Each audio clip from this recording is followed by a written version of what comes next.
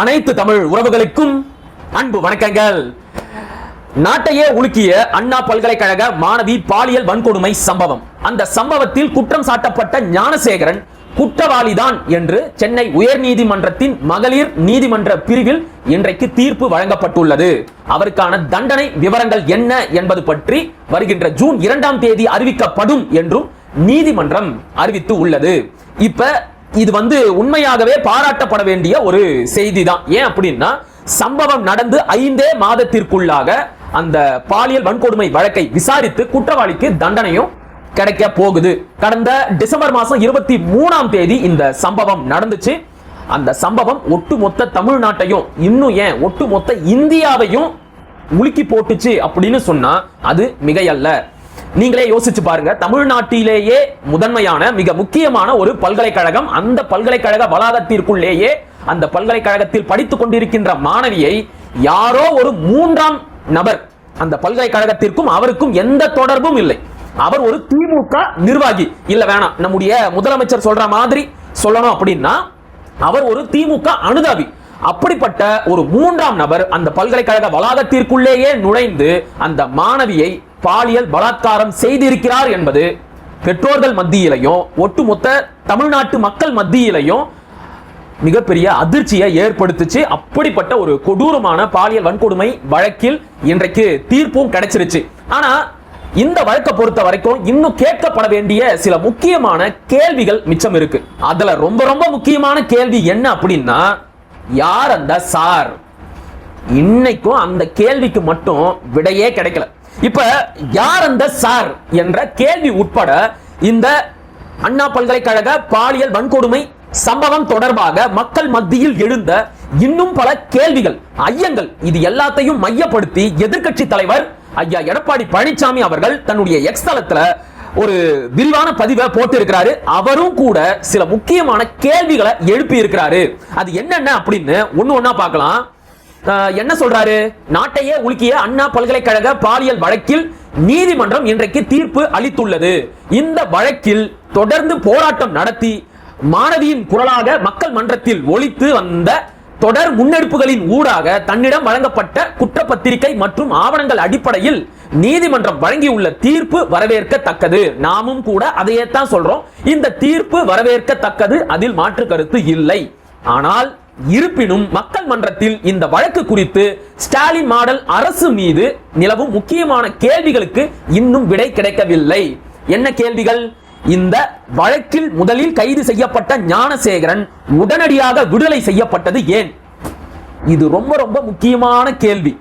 விடுதலை மற்றும் மீண்டும் கைதுக்கு இடையில் என்ன நடந்தது? இந்த 2 கேள்வி ரொம்ப ரொம்ப முக்கியமான ஒன்று.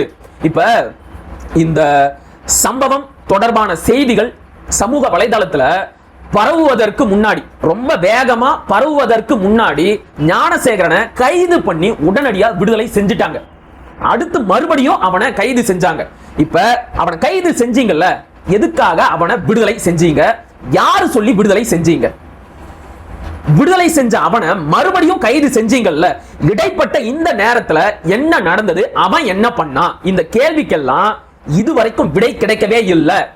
இந்த பாலியல் வன்கொடுமை வழக்கை பொறுத்த வரைக்கும் ரொம்ப ரொம்ப முக்கியமான ஒரு விடயம், பொறுக்கி ஞானசேகரன் யார் கூடயோ போன்ல பேசி இருக்கிறான். யாரோ ஒரு சார் கூட பாதிக்கப்பட்ட அந்த மாணவிய கொஞ்ச நேரம் இருக்க சொல்லி மிரட்டி இருக்கிறான். இத அந்த மாணவி தன்னுடைய புகார்ல ரொம்ப தெளிவா சொல்லி இருக்கிறாங்க. அந்த இடத்துல இருந்துதான் எல்லாருமே ஒரு கேள்வியை கேட்டாங்க. யார் அந்த சார்? எந்த சார் கூட இந்த பொறுக்கி ஞானசேகரன் பேசனா? இந்த கேள்வி வருது இல்ல? இந்த கேள்விக்கு பின்னாடி ஒளிஞ்சிருக்கிற அந்த சார் தொடர்பான ஆதாரங்களையும் சான்றுகளையும் அழிக்கிறதுக்காகத்தான் அந்த பொறுக்கி ஞானசேகரனை கைது செஞ்சு உடனடியா விடுதலை செஞ்சீங்களோ? அவன் எல்லா ஆதாரத்தையும் அழிச்சு முடிச்ச உடனே மறுபடியும் அவனை போய் கைது செஞ்சீங்களா? இந்த ஐயம் நமக்கு வலுவா வருது. அடுத்து மிக முக்கியமான கேள்வி என்ன அப்படின்னா, ஞானசேகரன் வீட்டு படுக்கையில் அமர்ந்து பிரியாணி சாப்பிடும் அளவிற்கு நெருக்கமாக இருந்த ஸ்டாலின் அரசின் அமைச்சர் மற்றும் சென்னை துணை மேயர் இந்த வழக்கில் விசாரிக்கப்படாதது ஏன்? அடுத்த ரொம்ப முக்கியமான கேள்வி, நெத்தி போட்டில் அடிக்கிற மாதிரியான கேள்வி. இப்ப இந்த பாலியல் வன்கொடுமை விவகாரம் சட்டமன்றத்திலேயே பூதாகாரமா வெடிச்ச உடனே முதலமைச்சர் ஐயா மு க ஸ்டாலின் அவர்கள் என்ன சொன்னாரு? ஏங்க, ஞானசேகரனுக்கும் திமுகவுக்கும் எந்த தொடர்பும் இல்லைங்க. ஞானசேகரன் வெறுமனே திமுகவோட அனுதாபிதான், மத்தபடி பெருசா ஒண்ணும் இல்ல அப்படின்னு சொன்னாரு. அப்ப நாம என்ன கேட்கிறோம் அப்படின்னா, ஒரு சாதாரண திமுக அனுதாபி வீட்டுல சுகாதாரத்துறை அமைச்சர் மா சுப்பிரமணியத்திற்கும் சென்னை துணை மேயருக்கும் என்ன வேலை?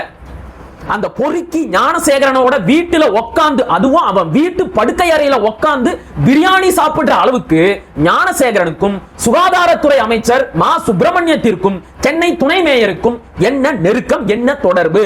இப்ப ஞானசேகரன் வெறுமனே பாலியல் பொறுக்கி மட்டும் கிடையாது, அவன் ஒரு திருட்டு பயலும் கூட.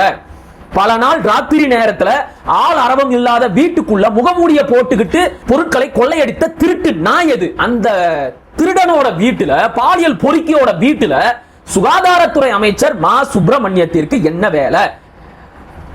ஒரு திருடன் ரொம்ப சர்வ சாதாரணமா துணை முதலமைச்சர் உதயநிதி ஸ்டாலினோட சேர்ந்து புகைப்படம் எடுக்கிறான். பல முக்கியமான திமுக மூத்த நிர்வாகிகள் அமைச்சர் கூட சேர்ந்து புகைப்படம் எடுத்திருக்கான். ஆனா இந்த வழக்கை பொறுத்த வரைக்கும் இவங்க யாருமே விசாரிக்கப்படல.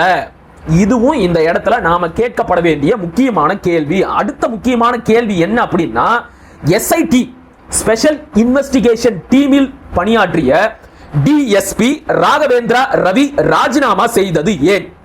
உயர் அதிகாரிகள் அழுத்தம் என்று வந்த செய்திகளுக்கு என்ன விளக்கம்? இந்த வழக்கை காவல்துறை விசாரிக்க கூடாது, இதுக்குன்னு சிறப்பு விசாரணை குழுவை அமைச்சுதான் விசாரிக்கணும் அப்படின்னு நீதிமன்றம் உத்தரவிட்டதின் பேரில் ஒரு ஸ்பெஷல் இன்வெஸ்டிகேஷன் டீம் அமைக்கப்பட்டுச்சு. ஆனா கொஞ்ச நாள்லயே அந்த சிறப்பு விசாரணை குழுவில் இருந்து டிஎஸ்பி ராகவேந்திரா ரவி ராஜினாமா செஞ்சிட்டார். ஏன் சார் அப்படின்னு கேட்டதுக்கு, உயர் அதிகாரிகள் கிட்ட இருந்து எனக்கு அழுத்தம் வருது அப்படின்னு சொன்னார். எதுக்காக உயர் அதிகாரிகள் ராகவேந்திரா ரவிக்கு இந்த அளவுக்கு அழுத்தம் கொடுக்கணும் சொல்லுங்க? இந்த கேள்விக்கும் இன்னைக்கு வரைக்கும் விடை கிடைக்கவே இல்லை. சரியா? அடுத்த மிக முக்கியமான கேள்வி, இவை எல்லாவற்றையும் விட மிக மிக முக்கியமான இந்த வழக்கில் மூல கேள்வியான யார் அந்த சார் என்ற கேள்விக்கு இன்னும் விடை கிடைக்கவில்லை. அந்த கேள்வி இன்னும் அப்படியே இருக்கிறது அப்படின்னு எடப்பாடி பழனிசாமி அவர்கள் தன்னுடைய எக்ஸ்தல பதிவுல சுட்டி காட்டி இருக்கிறார். யாரை காப்பாத்துறதுக்காக இந்த அளவுக்கு வேக வேகமா விசாரிச்சு இந்த வழக்கை முடிச்சு வச்சிருக்கிறீங்க? இந்த கேள்வி வருமா வராதா? யார் அந்த சார்? அவரை காப்பாத்துறதுக்காகத்தான் சிறப்பு விசாரணை குழுவில் இருந்து ராகவேந்திரா ரவிக்கு அழுத்தம் கொடுத்து அவரை ராஜினாமா செய்ய வச்சீங்களா? அந்த சார் தொடர்பான ஆதாரங்களை அழிக்கிறதுக்காகத்தான் ஞானசேகரனை கைது செஞ்சு உடனடியா விடுதலை செஞ்சீங்களா? ஆதாரங்கள் எல்லாம் அழிக்கப்பட்ட உடனேயே மறுபடியும் அவனை கைது செஞ்சிட்டீங்களா? இந்த கேள்வி எல்லாம் வருமா வராதா? இப்ப திமுக என்ன பீத்திக்கிட்டு இருக்கு அப்படின்னா, பாத்தீங்களா, பொள்ளாச்சி பாலியல் வழக்கு மாதிரி இல்லாம எங்க ஆட்சியில ஒரு பாலியல் குற்றம் நடந்த உடனேயே 5 மாசத்துல விசாரிச்சு தீர்ப்பு கொடுத்துட்டோம் அப்படின்னு பெருமை பீத்திக்கிட்டு இருக்கிறானுங்க. அடே, இந்த கேள்விக்கெல்லாம் என்ன பதில்? இத சொல்லிட்டு அப்புறம் போய் நீங்க பெருமைப்படுங்க. வழக்கில் தொடர்புடைய முக்கியமான குற்றவாளியான ஞானசேகரன் குற்றவாளி அப்படின்னு நீதிமன்றம் தீர்ப்பு கொடுத்துருச்சு. இன்னும் 4 நாள்ல அவனுக்கு உண்டான தண்டனை விவரங்களும் அறிவிக்கப்பட்டுடும். ஆனால் அதோட சேர்த்து இந்த கேள்விகளும் மொத்தமா மண்ணை போட்டு மூடப்பட்டுடும். அது நடக்க கூடாது. இந்த கேள்விகள் இன்னும் மக்கள் மன்றத்துல ஒழிச்சுக்கிட்டே இருக்கு. யார் அந்த சார்? இன்னைக்கு வந்து கேட்டா அப்படியெல்லாம் ஒரு நபரே இல்ல அப்படின்னு காவல்துறை அறிவிக்குது. காவல்துறை எதுக்காக அறிவிக்கணும்? இந்த வழக்கை விசாரிக்கிறதுக்கு தான் எஸ்ஐடியை ஃபார்ம் பண்ணாங்க. எஸ்ஐடி எதுவுமே சொல்ல மாட்டேங்குது. காவல்துறை முந்திரி கொட்ட மாதிரி வந்து அப்படியெல்லாம் ஒரு சாரே இல்ல அப்படின்னு அவங்க வக்காலத்து வாங்குறாங்க. நீங்க ஏன் சார் இவ்வளவு பயப்படுறீங்க? புரியலையே. அப்ப யாரோ ஒரு சார் இன்னமும் இந்த வழக்குல சம்பந்தப்பட்டு இருக்கிறாரு. அவரை காப்பாற்றணும் அப்படிங்கிற ஒரே காரணத்துக்காகத்தான் அவசரமா இந்த கேள்விகள் தொடர்பான விசாரணை எதுவுமே நடத்தப்படாம முற்று முழுதாக ஞானசேகரனை மையப்படுத்தியே இந்த வழக்கை நகர்த்தி அவனை குற்றவாளி அப்படின்னு இன்னைக்கு அறிவிக்க வச்சிருக்கிறாங்க. அவன் குற்றவாளி தான். ஆனா இதில் தொடர்புடைய இன்னொரு நபர், அந்த சார் யார்? அது இன்றைக்கு வரைக்கும் விடை தெரியாத கேள்வியா அப்படியே தொக்கி நிக்குது. இந்த பொறுக்கிக்கும் அமைச்சருக்கும் துணை மேயருக்கும் என்ன சம்பந்தம்? அவனோட வீட்டு படுக்கை அறையில போய் உட்கார்ந்து பிரியாணி சாப்பிடுற அளவுக்கு அவனுக்கும் இவங்களுக்கும் அப்படி என்ன நெருக்கம் வாழுது சொல்லுங்க? இது எதுக்குமே என்னைக்கும் விடை கிடைக்க போறதே கிடையாது. கடைசி வரைக்கும் இந்த கேள்விகள் எல்லாமே கேள்விக்குறிகளாக அப்படியே நிக்க போகுது. இன்னும் 2 நாளைக்கு திமுகவோட ஐடி விங்க கையில பிடிக்கவே முடியாது. அப்படியே அந்தரத்திலேயே டிராவல் பண்ணுவானுங்க. பாத்தீங்களா நாங்க எப்பேற்பட்ட சாதனையை படைச்சிருக்கிறோம் அப்படின்னு வெத்து பெருமையா வாரி இறைப்பானுங்க. ஆனா இந்த கேள்விக்கு ஒருத்தன் கூட பதிலே சொல்ல மாட்டான். நாமும் கூட அதான் தண்டனை எல்லாம் வந்துருச்சு, வாங்கப்பா போய் அடுத்த வேலையை பார்க்கலாம் அப்படின்னு அமைதியா கிளம்பிடுவோம்.